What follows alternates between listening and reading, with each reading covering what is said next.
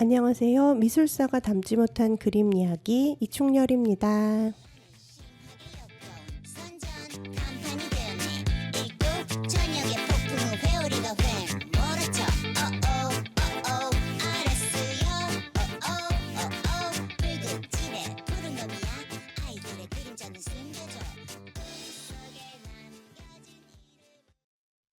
안녕하세요. 미술사가 담지 못한 그림 이야기 71번째 시간이 되었습니다. 이제는 조금 더위가 사그라든 느낌이 들기도 하고요. 지난 여름에 38도까지 겪고 났더니 한 31, 2도가 시원하게 느껴지는 것도 같습니다. 어떻게 지내셨나요? 별일 없으셨나요? 별일이 없기를 바라는 삶이란 무엇인지, 별일이 없는 게 최고 좋은 거구나 라는 생각을 저도 하게 되면서 이제 많이 살았구나, 많이 고생을 했구나 라는 생각도 드네요.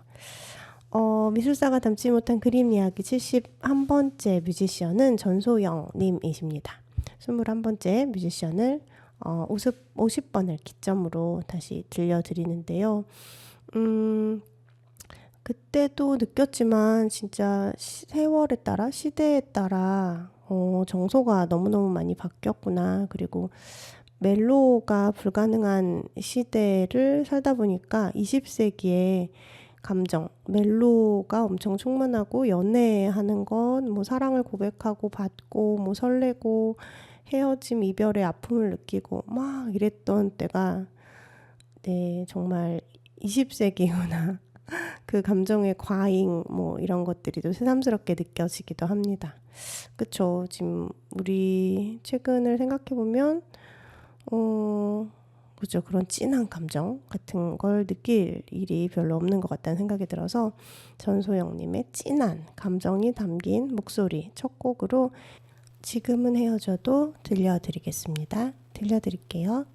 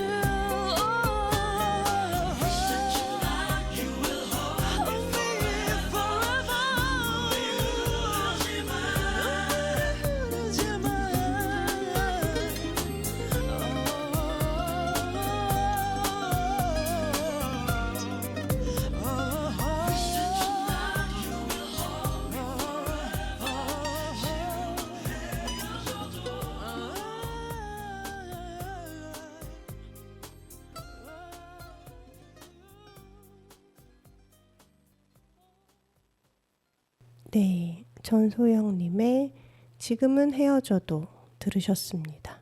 엄청 진하죠. 묵직한 감정이 느껴지네요. 맞아요. 이런 20세기의 감정이 그리울 때도 있는 것 같습니다. 오, 옛날 사람. 이 미술사가 담지 못한 그림 이야기가 오늘 71번째라고 했잖아요. 그러니까 이만큼 하고 났더니, 그리고 또 특히 최근에 가족에 대한 그림들을 함께 보고 이야기를 나눴더니, 그쵸? 보지는 못했죠. 네, 이야기를 드렸더니 맞아. 좀 더 근본적인 것들을 짚어보면 좋겠다라는 생각이 들었습니다. 나는 왜 미술사가 담지 못한 그림 이야기라는 제목으로 방송을 하고 싶게 되었을까? 사실 주류 미술사가 담지 못하는 수많은 이야기가 있지만 저에게 더 관심이 있는 부분들이 있고, 그것들이 무엇인지에 대해서 조금 더 친절하게 차근차근 알려드리고 싶다라는 생각을 하게 됐어요. 그래서 앞으로 몇 주가 될지 모르겠지만 린다 노클린이라고 하는 페미니즘 미술이라는 분야 혹은 뭐 관점, 새로운 발견, 기존의 미술사에 대해서 커다란 도전적인 질문을 했던 그런 작가, 학자의 책을 좀 읽어드리면서 이야기를 하고 싶다는 생각이 들었습니다. 이거 너무 중요한 책인데, 그쵸, 아무리 미술을 전공해도 거의 읽지 않으시는 것 같고, 미술을 전공하지 않고 미술을 좋아하시는 분들도 특히 이 세상의 다양한 사람들, 다양한 소수자들과 함께 어울려서 잘 살고 싶은 분들에게도 되게 중요한 여러 가지 힌트를 줄 수 있는 책인 것 같아서 네, 책을 읽어드리기로 했습니다. 왜 위대한 여성 미술가는 없었는가? 라고 하는 질문은 들어보셨을 수도 있고 들어보지 못하셨을 수도 있지만, 적어도 미술사에서 유럽을 중심으로 한 미국, 그쵸, 서양의 미술사에서는 커다란 돌을 던진 사건이기는 했어요. 우리나라에서는 별로 안 다뤄지겠지만요. 이 린다 노클린이라는 분은 1931년에 태어나서 2017년에 돌아가셨습니다. 86세를 산 거죠. 계속 느끼는 거예요. 이 훌륭한 작업을 한 작가들이나 뭐 여러 가지 깊이 있는 뭐 이야기들, 중요한 이야기들을 한 학자들은 오래 살았더라. 그래서 오래오래 하는 것이 중요하겠다 생각을 합니다. 이 책에 나와 있는 린다 노클린에 대한 설명을 읽어드릴게요. 미술사학자이고 베석 칼리지에서 철학을 공부하고 컬럼비아 대학교 영문학 석사학위, 뉴욕 대학교 예술대학 미술사 박사학위를 받았다. 이분도 저처럼 전공을 여러 가지를 하셨네요. 예일대학교 미술사 및 인문학과 교수, 뉴욕대학교 미술대학의 명예교수를 지내고 국제미술연구재단에서 예술자문위원으로 활동을 또 하셨다고 합니다. 노클린은 미술사에 젠더 관점을 도입했으며 이게 되게 중요한 지점인 거죠. 지금은 뭐 우리가 아니죠. 아직까지도 생각을 못하는 사람들이 많은데 1970년대 이걸 해내신 거거든요. 계속 읽어드리면 미술에서의 여성 재현, 오리엔탈리즘, 리얼리즘 등에 대해 문제를 제기하는 글을 폭넓게 썼다. 또한 여성 미술가의 역사와 그들의 성취를 주제로 한 굵직한 기획전에 공동 큐레이터로 참여했다. 그래서 여성 미술 그리고 권력, 아니면 절단된 신체와 모더니티, 여성을 재현하기, 여성 미술가들 등의 책을 썼다고 합니다.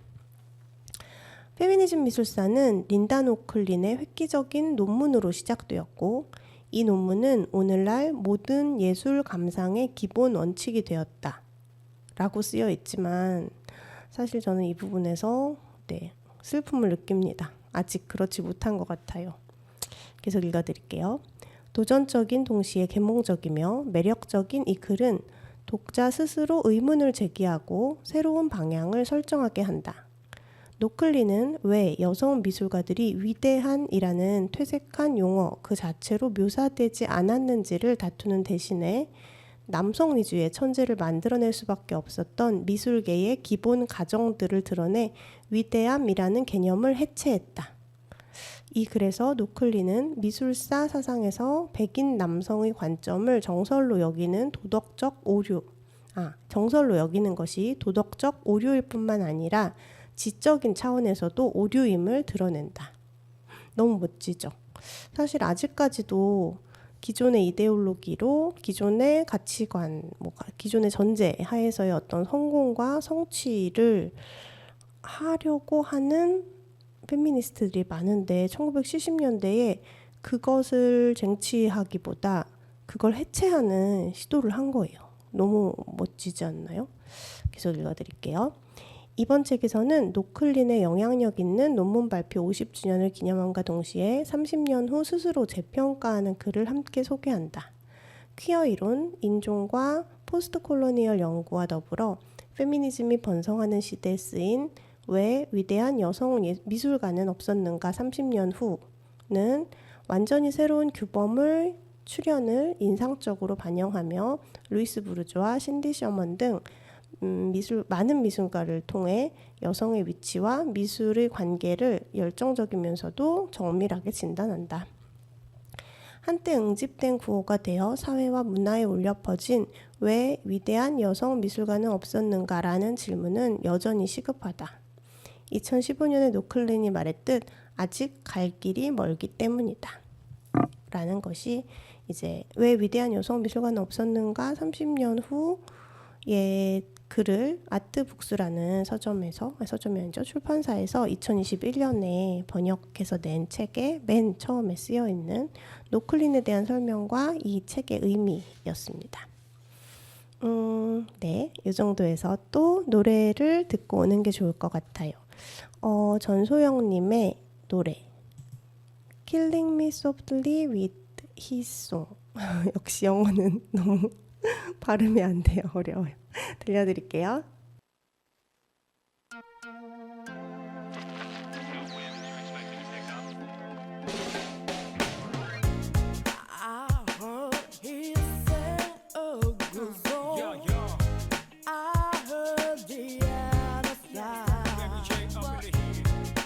So I came to see him listen for a while, and there he was, this young boy, a stranger to my heart, throwing my pain with his fingers, singing my life with his words, killing me softly with his soul, killing me softly with his soul, telling my whole life with his words, killing me softly with his soul. Break it down, verse 2. I felt all flushed with fever, embraced by the crowd. I felt he found my letter and read it out of loud. I prayed that he would finish, but he just kept right on, throwing my pain with his fingers. One time, singing my life with his words. Two time, baby. Killing me softly with his soul. Killing me softly with his soul. Telling my whole life with his words. Killing me softly with his soul. A lady in the Harlem street, a baby in the arms on her cool bare feet, y'all. Don't cry, mama's alright, but she keeps trying to hide the tears in her eyes. There's nowhere to rely.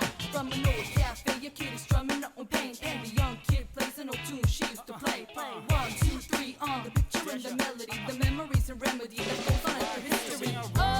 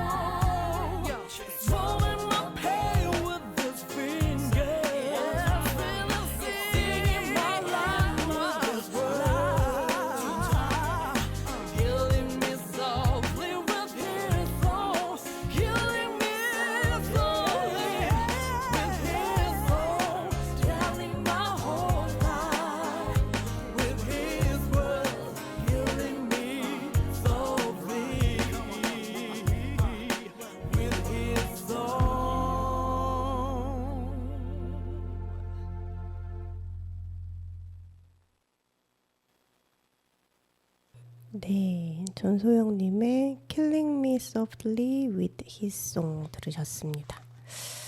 제가 좋아했던 버전은 요거는 아니었어요. 하지만 또 요거는 네, 요거 네, 엄청나게 그루비하면서 리듬이 막 힙합이네요, 말 그대로. 네, 이 책을 소개하려다가 그냥 읽기로 했습니다. 좀 뭔가 하나하나 일일이 전해드리고 싶어서요. 이 책은 그래서 아마 오늘 다 못 읽을 거여서 몇 주에 걸쳐서 쪼개 읽을 예정입니다.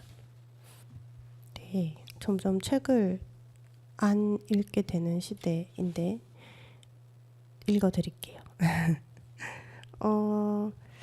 주디 시카고의 글도 짧게 등장합니다. 주디 시카고도 페미니즘 미술사에서 매우 중요한 작업을 했던 작가인데요. 미술사학자가 쓴 글 하나가 세상을 바꿨다고 한다면 믿기 어렵겠지만 이것이 바로 린다 노클린의 1971년 에세이 왜 위대한 여성 미술가는 없었는가로 실제 일어났던 일이다. 그 당시 나는 디너 파티로 기결된 개인적인 연구를 주도하면서 역사상 위대한 여성 미술가들이 결핍했다는 미술사적 확신이 오류라는 것을 알게 되었다. 이 디너 파티라는 작품도 엄청 유명한 작품인데요. 삼각형으로 테이블들을 이렇게 배치하고 그 테이블 위에 테이블보와 그 다음에 접시와 뭐 잔과 이런 것들로 이제 역사상 중요한 역할을 했던 위대했던 여성들을 한 사람씩 이렇게 한 사람의 자리를 접시와 뭐 이런 것들로 표현하고 뭐 자수로 표현하고 그랬던 거대한 프로젝트입니다. 그래서 이것도 사실은 후대에 조금 평가가 달라져요. 그러니까 위대한 여성들을 발굴해서 그들만을 위한 파티를 열어주었다라고 하는 점에서 되게 중요하게 여겨지기도 하지만 사실은 이 프로젝트가 되게 많은 사람들이 협업을 한 오랜 기간 동안 있었던 중요한 프로젝트인데 막 연구자들도 있고 뭐 아니면 도자기를 만드는 사람들도 있고 뭐 시민들도 있고 되게 여러 수많은 사람들이 협업을 막 했던 거였는데 이제 이 작품을 디너파티 하면 주디 시카고만 떠오르도록 한 명이 모든 공을 가져갔다. 뭐 그렇게 또 비판을 받기도 합니다. 어쨌든 이 작업을 하면서 이게 오류라는 걸 그러니까 역사상 위대한 미술가들이 결핍됐다는 없었다는 미술사적 확신이 오류라는 걸 알게 되었다. 미술계 사람들 사이에서 노클린의 글은 일종의 계시와도 같았다. 그 계시로 여성과 남성 모두 페미니즘 미술사학자 세대가 배출되었고 맞아요. 이 70년대 이후로 여성들만이 아니라 남성들도 페미니즘 미술사학자가 되어서 그동안 기존의 미술사의 오류들을 짚어내고 날카롭게 비판할 수 있게 됩니다. 계속 읽어드릴게요. 그들이 역사를 파헤치기 시작함으로써 사회 규범의 혁명을 가져왔던 것이다. 이 혁명은 여전히 진행 중이다. 라고 주디 시카고가 썼습니다. 우리나라에서는 아직도 페미니즘 미술사, 뭐 페미니즘 미술, 여성주의 미술 뭐 이런 말이 대중적으로 많이 알려지지는 않은 것 같아요. 그래서 되게 속상하고 아쉬운데 네 맞아요. 저는 10몇 년 전부터 계속 같은 이야기를 해야 돼서 제자리를 맴돌고 있는 것 같아서 속상하기도 하지만 이렇게 저렇게 요렇게 저렇게 그래서 많이 알려드리려고 하고 있습니다. 또 이제 캐서린 그랜트라는 사람이 쓴 머리글도 중요해요. 이 책에 있는 내용을 모조리 읽어드릴 겁니다. 캐서린 그랜트는 또 어떤 사람이냐면 런던 대학교 골드스미스 대학의 시각문화학과 강사래요. 시각문화학이라는 게 있는 거죠, 전공이. 현대미술에서 페미니즘 역사의 재현과 페미니즘 및 퀴어 정치의 맥락에서 비판적 글쓰기를 하고 연구를 하고 저술 활동을 활발히 하고 있대요. 그래서 여자 책 제목에 Curse 느낌표가 땅 있습니다. 이런 책이 있고요. 창조적 글쓰기와 미술사, 그 다음에 방법론으로서의 팬덤 이런 책들을 공동으로 편저했다고 합니다. 이분이 쓴 머리글을 조금 읽다가 또 노래를 들어보도록 할게요. 린다 노클린이 1971년에 처음 발표한 글 왜 위대한 여성 미술가는 없었는가는 페미니즘 미술사의 기반을 마련했다. 이 글은 위대함을 타고난 자질로 여겨왔던 것을 강렬하게 비판했고 더불어 제도적으로 배제되고 사회적으로 불평등하게 대우받았던 여성 미술가들이 그에 맞서 어떻게 성공해 왔는지를 파헤쳤는데 오늘날 읽어봐도 여전히 호소력이 있다.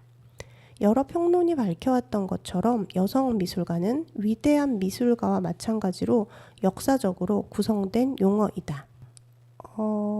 제가 책을 읽어드리면서 중간중간에 막 부연 설명을 할 것 같아요.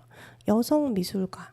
그러니까 미술가면 미술가지 여성을 굳이 붙여서 성별화시키고 여성 미술가를 남성 미술가들과 다른 차이점을 부각시키고 이런 것들이 사실은 자연스러운 것이 아니라 미술사가들이 혹은 그 당시의 미술계가 해낸 일이거든요. 그러니까 그쵸, 역사적으로 있었던 구성된 용어라는 거죠. 노클린은 미술가가 여성이라는 점에 초점을 맞춰 그가 글을 쓰고 있던 당시 위대함, 재능, 성공이라는 단어를 사용하는 근거가 미술사의 이데올로기적인 토대에 있다는 광범위한 비판으로 나아갔다. 그러니까 70년대 그 당시에 무엇을 위대하다고 하는지, 어떤 걸 재능이라고 하는지, 무엇을 성취했을 때 성공이라고 하는지가 시대적으로 다르잖아요. 그런데 70년대에 그 기준에 맞춰서 사실은 그것 자체가 어떤 특정한 기준에 의한 것이라는 거, 그다음 지배 이데올로기에 의한 것이라는 것을 비판했다는 거죠.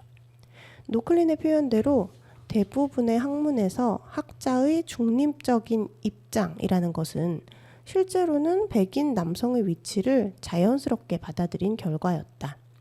그는 중립적 입장이 백인으로, 이왕이면 중산층으로, 그리고 무엇보다도 남성으로 태어나는 행운을 갖지 못한 미술가들에게 어떤 영향을 미치는지에 대해 구체적으로 논했다. 그가 내린 결론과 추가로 제안한 사안들은 오늘날 더 연구해야 할 과제로 남아있다.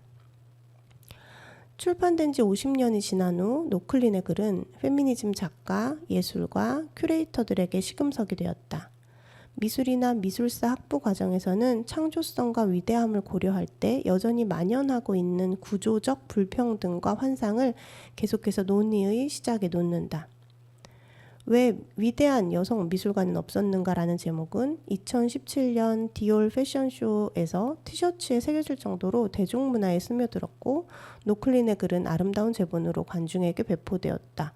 이거 미국의 상황입니다. 네, 슬프게도 우리나라에는 그렇지 못하죠. 이제는 많은 여성 미술가들이 위대하다고 여겨지는 가운데 여전히 노클린의 글을 자세히 다룰 필요가 있을까? 여기 머리글에서 나는 미술과 미술사에서 아직 흔들기 어려운 가정들이 노클린의 비판적인 분석으로 드러난다고 주장하고자 한다. 그렇죠. 뭐냐면 저도 이제 많은 여성 미술가들이 위대하다고 여겨지고 있지만 사실은 이 여성 미술가들을 위대하다고 하는 그 판단 기준 근거는 남성 중심 사회에서 만들어진 것에서 크게 벗어나지는 못하고 있는 것 같다고 저는 생각하기 때문에 네, 그렇습니다. 계속 읽을게요. 나는 왜 위대한 여성 미술가는 없었는가의 핵심을 요약하고 그것을 이 책에 실린 두 번째 에세이에서 끌어낸 이 기초적인 작업에 대한 노클린 자신의 생각과 관련지어 맥락화할 것이다. 그리고 오늘날 페미니즘 미술사에 필요한 것이 무엇인지 생각해보는 것으로 마무리하려 한다. 하면서 또 긴 이야기를 합니다. 우선 그쵸, 머리글부터 소개를 해드리는 것은 그 머리글이 너무너무 중요하잖아요. 저도 이제 책을 많이는 아니지만 써보았을 때 머리글을 쓰면서 끝까지 쓰기보다 머리글은 쓰고 책을 다 쓰고 다시 머리글을 고쳐서 어떤 문을 만들어서 열어줄 것인가에 대한 기본적인 안내, 방향이 머리글에 있기 때문에 네, 머리글도 다 읽어보려고 합니다. 끊지 말고 계속 읽을까요? 그래도 그쵸, 계속 목소리로만 책을 또 거기다가 이게 단문이 아니잖아요. 되게 긴 문장을 번역하시느라고 이제 번역자도 고생을 하셨을 텐데 왜 이렇게 학술적인 글들은 만연체인지 저도 막 쓰면서 맨날 단문으로 만들기 어렵지만 네, 이건 되게 만연체여서 네, 집중이 필요하기 때문에 노래를 듣고 올 건데요. 아까 그 버전이 제가 원했던 버전이 아니지만 좋았지만 제가 좋아하는 버전도 들려드리고 싶어서 Killing Me Softly를 다시 들려드리겠습니다. 다시가 아니라 다른 노래예요. 들려드릴게요.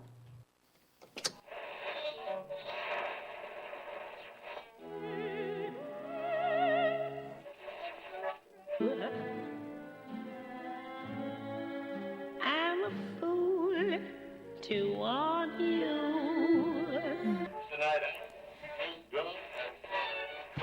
American woman, show your love.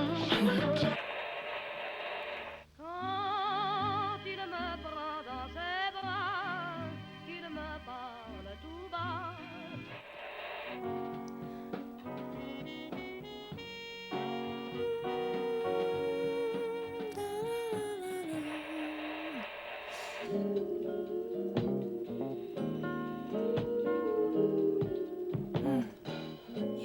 I heard he sang a good song. I heard he had a style. And so I came to see him for a while. And there he was, This young boy, a stranger to my heart, throwing my pain with his finger, singing my life with his word, killing me softly with his song, killing me softly with his song, telling my whole life with his word, killing me softly with his song.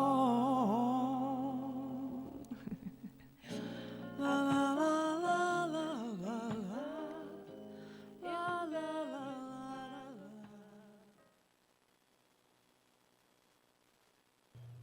네, 전소영님의 제가 좋아하는 버전의 Killing Me Softly였습니다. 되게 짧죠? 네, 짧고 너무너무 인상적이어서 예전에 싸이월드 시절에 BGM으로 항상 걸어놓았던 곡입니다. 좀 전에 캐서린 그랜트가 쓴 머리글의 앞부분을 읽어드렸어요.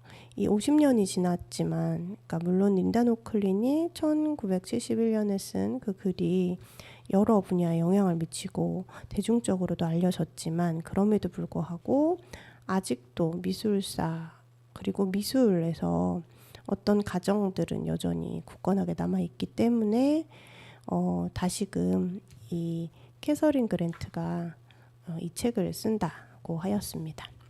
계속 읽어드릴게요. 1971년에 쓴 노클린의 글에서 핵심 요소 중 하나는 왜 위대한 여성 미술가는 없었는가라는 질문에 대한 당사자의 반응이다. 여성해방, 여성 미술가와 미술사라는 특별호의 일환으로 학술지 아트뉴스에 게재된 원본에는 미술사와 현대 미술계를 위한 여성 해방 운동의 영향 아니면 어리석은 질문은 긴 답을 들어야 마땅하다라는 소개 문구가 적혀 있었다. 이 문구는 후속되는 인쇄본에서는 빠지게 되지만 어리석은 질문이라는 제목 자체가 바로 노클린의 주장에서 가장 중요한 요소임을 말해준다. 그 질문을 액면 그대로 받아들이지 말고 질문의 가정들을 신문해야 한다고 그는 글 속에서 경고한다. 이는 창의성이란 천재 또는 재능에서 신비롭게 싹트는 것이 아니라 제도적이고 교육적인 지원을 통해 길러진다는 그의 핵심 주장으로 이어진다. 주장을 밝히기 위해 그는 독자들에게 인구의 또 다른 부류였던 귀족층을 예로 들며 질문을 다시 만들어 보라고 요청한다. 귀족이 여성과 마찬가지로 역사적으로 위대한 미술가가 되지 못한 이유는 귀족이라는 사회적 지위에 사람들이 요구하고 기대하는 바가 따로 있었기 때문에 귀족이 전문가로서 미술 제작에만 전적으로 전념하기란 불가능할 수밖에 없다는 것이다. 요 말은 잘 이해를 못하실 수 있을 것 같아서 살짝 설명을 드리면, 우리가 아는 위대하다고 하는 유명한 예술가들은 귀족 계급이 거의 없어요. 미켈란젤로 같은 특수한 경우 말고는. 왜냐하면 여기 써있듯이 귀족은 해야 되는 일들이 있거든요. 가문의 권력을 키우고, 그 다음에 정략 결혼도 해야 되고, 뭐 어떤 것들도 배우고, 정치도 해야 되고, 그래서 이 전문가로서 미술가가 되려면 어떤 특정한 교육을 계속 받아야 되고 그것에만 몰두해야 되는데, 그게 이제 불가능했다는 거죠. 계속 읽을게요. 이는 미술교육기관, 후원제도, 천부적, 창조자 신화, 천부적으로 창조자는 이렇다라고 하는 신화, 남자로서의 미술가 또는 사회적 소외자 등 다양한 제도와 기대치를 명시하면서 미술 제작이란 미술가 개인의 발전부터 미술품 자체의 본질이나 질적 차원까지 모두 사회적 상황 속에서 일어나는 것이라고 주장한다. 그러니까 우리는 너무 자연스럽게 어떤 것들이 위대해 보이고 어떤 것들이 아름답다라고 생각하지만, 사실은 그런 것도 기준에 의한 것이고, 무엇을 아름답게 여기도록 학습해왔는지, 그리고 그 아름다운 것을 만들 수 있고 그릴 수 있도록 훈련받을 수 있는 사람들이 누구였는지, 뭐 이런 것들을 생각할 수 있는 거죠. 이어서 그는 여성을 위해 다음의 글을 시작하는데, 이는 가장 자주 인용되는 부분 중 하나다. 뭐냐면은, 잘못은 별들에게 있는 것도 아니고 호르몬, 월경 주기 또는 우리 내부의 빈 공간에 있는 것도 아니다. 잘못된 것은 제도와 교육인데, 여기서 교육이란 사람이 의미 있는 상징과 기호체계, 그리고 신호의 세계로 들어가는 순간부터 사람에게 발생할 수 있는 모든 경우를 망라한다. 맞아요. 이 부분 너무 중요하네요. 계속 읽을게요. 노클리는 르네상스부터 19세기 말까지 누드 모델 그리기와 같이 전문 미술가라면 꼭 익혀야 하는 기본 기법에서 여성이 제외되어 왔던 방식을 상세하게 조사한다. 그렇게 위대함의 개념을 뒷받침하는 애매한 근거를 허물어버린 후 나아가서 그는 여성 미술가들이 그동안 어떻게 성공할 수 있었는지 탐구한다. 제가 이전의 방송에서도 여러 번 이야기를 했었는데, 여성 미술가들이 두각을 드러낼 수 있게 되자 이 남성 미술가들이 권력을 나누고 싶지 않아서 카르텔이 또 있는데, 이 여성 미술가들은 당시에 잘 돌아다니기 힘들고 사람들을 마음대로 만날 수도 없었거든요. 그래서 대부분 초상화나 정물화를 그렸어요. 초상화를 많이 그렸죠. 그랬더니 이 남성 미술가 카르텔이 이제 미술의 그림의 위계를 나누고 급을 나누는 거예요. 그래서 여성 미술가들이 그리는 작은 그림, 뭐 정물화나 초상화나 이런 것보다 위대한 미술이란 사람이 머리에서 발끝까지 여러 다이나믹한 동작으로 등장하는 성경 이야기나 전쟁 이야기나 그리스 로마 신화나 아니면은 뭐 그 당시에 있었던 중요한 사건을 기록하는 역사화 같은 것들만 위대한 예술이라고 했어요. 근데 그걸 그리려면, 그쵸, 그러니까 누드라는 용어는 또 저는 또 다르게 쓰기도 하는데, 어쨌든 옷을 입지 않은 사람의 인체를 보고 관찰해서 인체에 대한 이해가 돼야 되잖아요. 그래야 뭐 다양한 포즈들을 그릴 수 있는데, 근데 법으로 여성은 옷을 입지 않은 사람을 그릴 수 없도록 만들었다는 거죠. 제도적으로 불법으로 만들었어요. 성경의 어떤 구절을 뽑아다가 여성은 성욕을 발동시키는 존재이기 때문에 남편과 침실 말고는 있으면 안 된다, 이렇게 한 거죠. 그래서 제가 이 이야기를 왕립 아카데미 회원의 초상이라는 그림으로 몇 번 말씀드린 적이 있습니다. 계속 읽어갈게요. 그는 계속 이제 린다 노클린이에요. 19세기 화가 로자 보네르를 연구 사례로 삼아 보네르의 아버지가 얼마나 가난한 드로잉 전문가였는지 묘사한다. 피카소의 경우처럼 대다수 남성 화가들에게는 미술가 아버지가 도움이 된다. 아들이 신비로운 천재성을 지닌 화가로서 창조성을 꽃피우는 것을 아버지의 공으로 돌릴 수 있기 때문이다. 하지만 여성 화가의 경우는 그렇지 못했다고 한다. 그가 자세히 파고들지 않은 것은 로자 보네르의 파트너인 미술가 나탈리 미카스의 존재다. 그러니까 로자 보네르는 이제 동성애를 하고 있었던 거죠. 노클리는 그들의 관계가 정신적인 관계였을 가능성이 높다고 주장하지만 지금은 그 두 사람이 결혼한 부부처럼 지냈다고 일반적으로 받아들여진다. 여기서 보네르는 친족 공동체인 미술가 아버지뿐 아니라 미술가 아내 또는 미술가 자매라는 적어도 둘 이상의 원조, 퀴어, 페미니스트 공동체를 가진 사람이다. 보네르의 삶과 남성적인 옷 그리고 인간관계를 언급하면서 노클리는 미술가 아버지들의 존재가 개별 남성만을 지지해온 가부장적인 배제에서 결정적이었다고 지적한다. 보네르에 대한 노클린의 묘사는 공동체 및 섹슈얼리티 그리고 비규범적인 친족 구조 등을 둘러싸고 현재까지도 지속되고 있는 레즈비언 및 퀴어 페미니스트적 사고의 출현도 암시한다.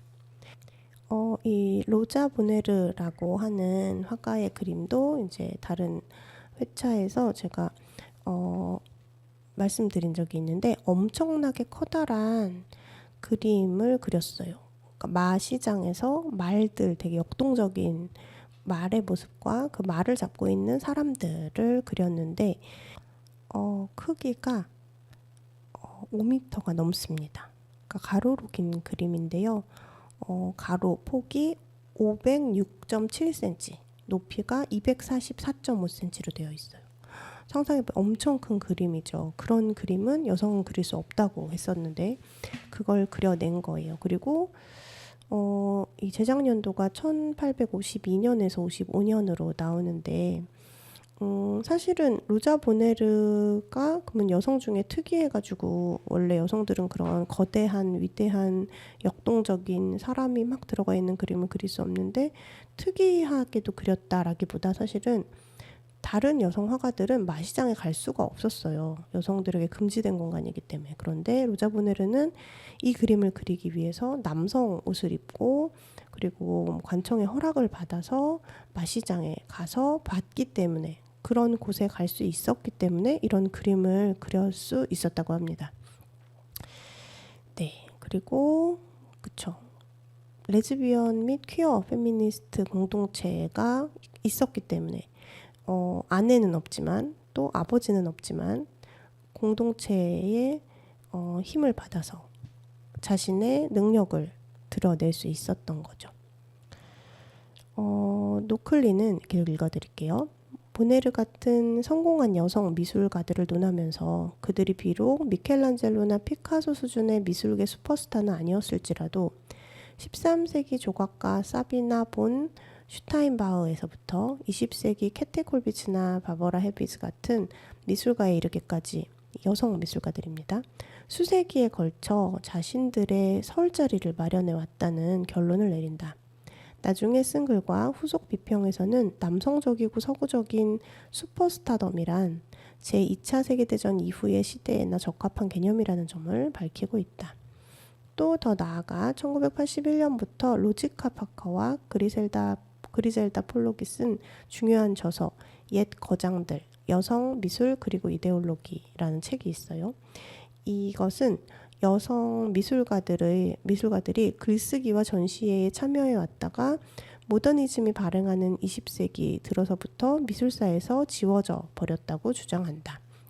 저도 이제 이 여성 미술 이데올로기를 이게 절판이 돼가지고 어렵게 구해서 막 옛날에 공부를 했었는데 정말 화가 나면서 읽었던 것 같습니다. 그러니까 20세기에 이제 미술사라고 사실 그러니까 우리가 현재 시점에서 당연하게 있는 것들이 최초에 지구가 만들어졌을 때부터 있는 게 아니잖아요. 역사적으로 어떤 시대에 뭔가 기준이 만들어지고 누군가가 그것을 만들고 뭐 새롭게 도전하고 개편하고 뭐뭐뭐 하는 건데 놀랍게도 미술사라고 하는 것은 옛날부터 있었던 게 아니라 학자들이 만들어낸 거죠. 물론 그 전부터 예술사, 미술사 혹은 문화사 뭐 이런 것들은 있었지만 20세기에 들어서 이제 좀 더 체계적으로 더 많은 자료들을 가지고 미술사들이 미술사 책들이 쓰이는데, 그래서 아직까지도 곰브리지의 서양 미술사를 중심으로 보기도 하는데, 그때 여성 미술가들을 일부러 생략해 왔다는 거죠. 그래서 계속 읽으면 폴록의 표현대로 1970년대 페미니즘 미술사학자들은 미술사학이라는 학문 자체가 지닌 구조적인 성차별을 풀기 위해 모두 고고학자가 되어야 했다. 그리젤다 폴록입니다. 잭슨 폴록이 아니라. 예. 그쵸. 정말 고고학자가 돼야 하는 거죠. 저기 창고 구석에 있는 자료들을 다 끄집어내고, 예, 어디 가문이 소장했다 그럼 찾아가가지고 막 찾아야 되는 거예요. 왜냐하면 이 남성 중심 미술사에서 배제되고 그래서 가치가 없다고 여겨졌던 것들이 여기저기 다 흩어져 있고 막 숨겨져 있었기 때문에. 요게 한국에서 페미니즘 미술을 공부할 때도 비슷한 것 같아요. 저도 이제 페미니즘 미술 이렇게 교과목이 있고 체계적으로 알려줄 수 있는 그런 시스템이 있었다면 안 그랬을 텐데, 제가 페미니즘 미술을 처음 접하고 막 공부하고 싶어 했던 2006년, 7년 뭐 요때는 그런 게 없어서 이제 이 책 저 책 막 찾고 뭐 논문 찾고 막 여기저기 진짜 찾아 헤매는 것을 계속 해왔던 것 같습니다. 계속 읽어드릴게요. 사실 지금 머리글도 되게 중요하고 길고, 그 다음 배경 지식이 없으면 이해하기 힘든 내용들이 있어서 머리글도 다 못 읽을 것 같아요. 그래도 요 내용이 연결되는 부분까지만 읽어드릴게요. 노클리는 후속글과 1976년에 앤 서덜랜드 해리스와 함께 기획한 여성 미술가 1550에서 1950이라는 전시를 통해 여성 미술가들의 작품을 배제하거나 경시하지 않으며 다시 해석하는 거대한 미술사 프로젝트에 기여했다. 왜 위대한 여성 미술가는 없었는가의 원판에는 10세기 수녀들이 공동으로 제작하던 중세 필사본부터 현대의 에그니스 마틴이나 루이스 부르주아 같은 뭐 그런 작품에 이르기까지 수많은 도판이 실려 있다. 이 에세이의 본래 잡지 버전에는 홀로페르네스의 목을 베는 유디트 1614년에서 20년경 여러 점이 그려졌는데요. 이것의 복제 이미지가 제목 페이지 맞은편을 전부 차지하고 있고, 그 아래로 여성 해방 운동을 위한 배너로 사용 가능한 그림이라는 설명까지 붙어 있다.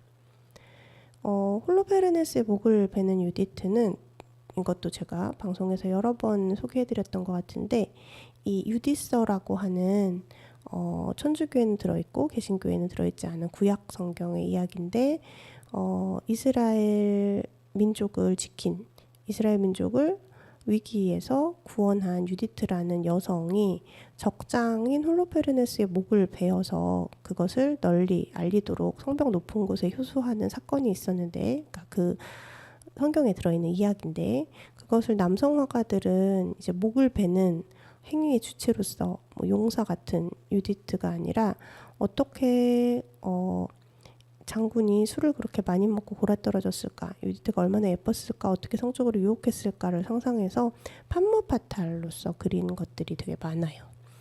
어쨌든 이 그림을 이야기합니다. 여성 해방 운동을 위한 배너로 사용 가능한 그림이라고 이제 이 그림을 얘기하는 거죠. 그리고 사실은 이 그림에 또 담겨 있는 비하인드 스토리가 있는데, 이 홀로페르네스 장군, 목이 베어진 장군은 이 그림을 그린 아르테미시아 젠틸리스키를 성폭행했던 스승 타시의 얼굴로 그려졌다. 뭐 이런 이야기들도 있습니다. 그러니까 더 이제 이 배너로 사용할 수 있다라고 하는 설명이 왜 그랬는지 또 설득력이 있기도 하죠. 이 설명은 노클린이 쓴 것이라고 분명하게 밝혀지진 않았지만 대화하듯 가벼운 방식으로 노클린의 심도 있고 진지한 논의를 이끌어내고 있다. 여성이 제작한 이 그림들은 전통적으로 이루어져 온 미술사의 평가에 대한 이데올로기적 근거를 반박하려는 중심 논지는 여전히 고수하면서도 관행상 여성의 작품이 미술사에서 배제되어 왔으며 바로 그 사실이 중요하다고 주장한다. 그쵸. 네, 너무 당연하게 여성의 그림은 미술사에서 배제되어 왔었다는 것을 강조한다고 해요. 노클린이 자신의 글에서 이룩한 복잡한 상호작용은 때때로 오해를 받기도 한다. 결국 위대한 여성 미술가들을 위한 규범을 만들자는 요구가 아니냐는 것인데 그렇지 않다. 그의 글은 독자들, 특히 여성 독자들에게 성공적인 미술가가 되는 것 또는 여성 미술에 대해 쓴다는 것이 무엇을 의미하는지 상상할 수 있도록 도구를 마련해 주었다. 네, 단순하게 그렇게 여성 미술가들을 최고로 만드는 새로운 규범을 만들자라고 하는 것이 아니라는 겁니다. 더 읽으면은 이게 연결이 돼서 여기까지 오늘은 읽도록 할게요.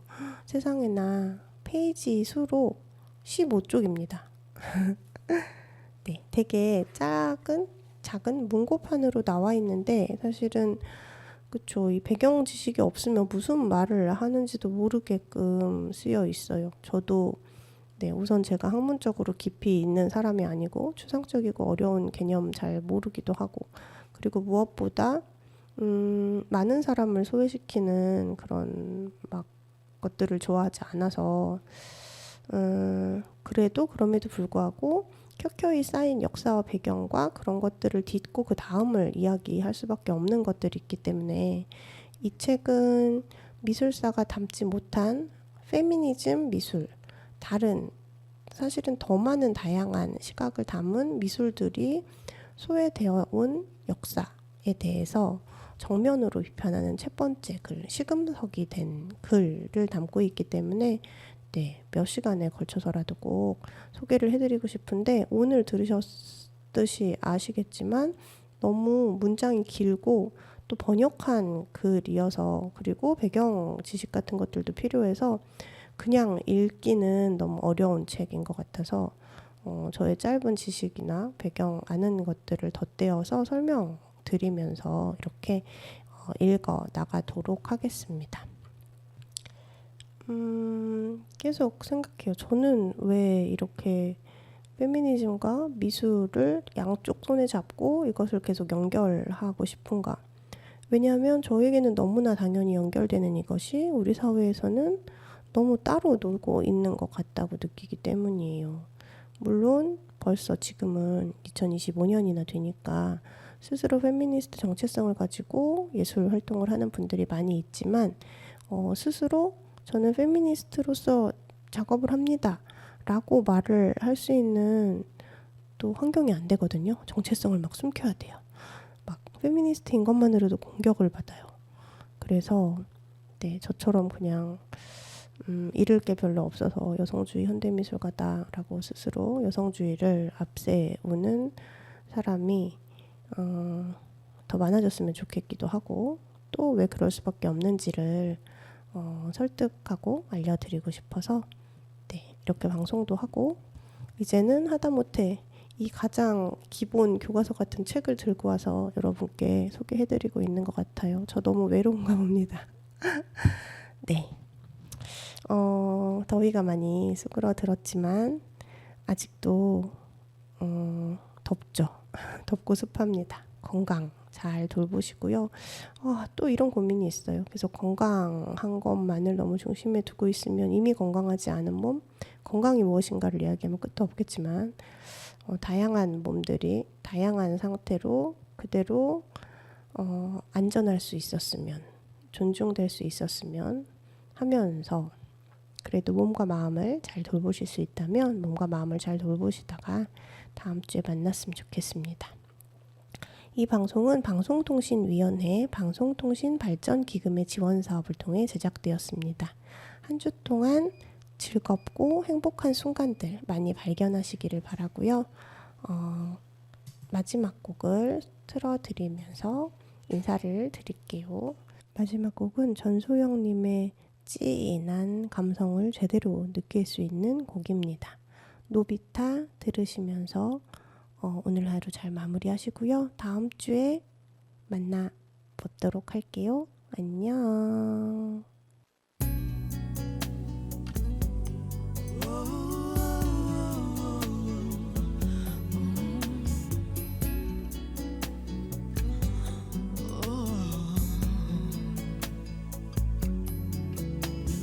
고마울 뿐이야 나를 떠나준 그대 이미 예감하듯 넌 웃고 있어 슬프지 않아 내 마른 눈물 지쳐있는 내겐 이제 아무 감각이 없어 나도 누구 울린 기억이 나 허탈해져 나를 그도 많이 원망했겠지 떠나간 그댈 날 수 없겠지 비어서 돌아와 준다면 또 흔들릴 내 맘 마지막 배려는 더욱 초라해 그대가 날 버린 건 이미 오래전인데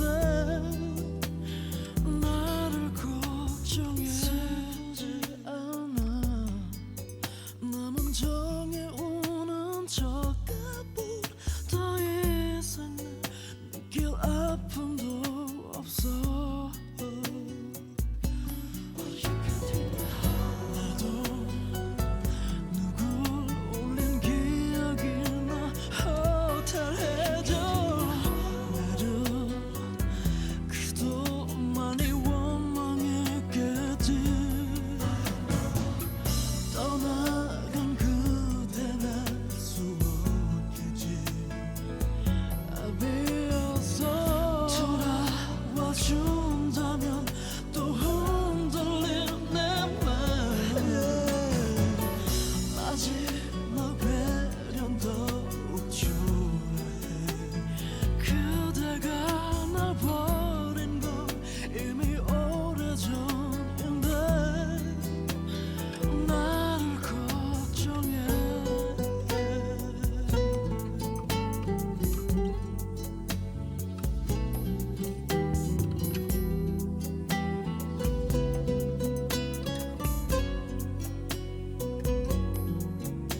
차마 떠나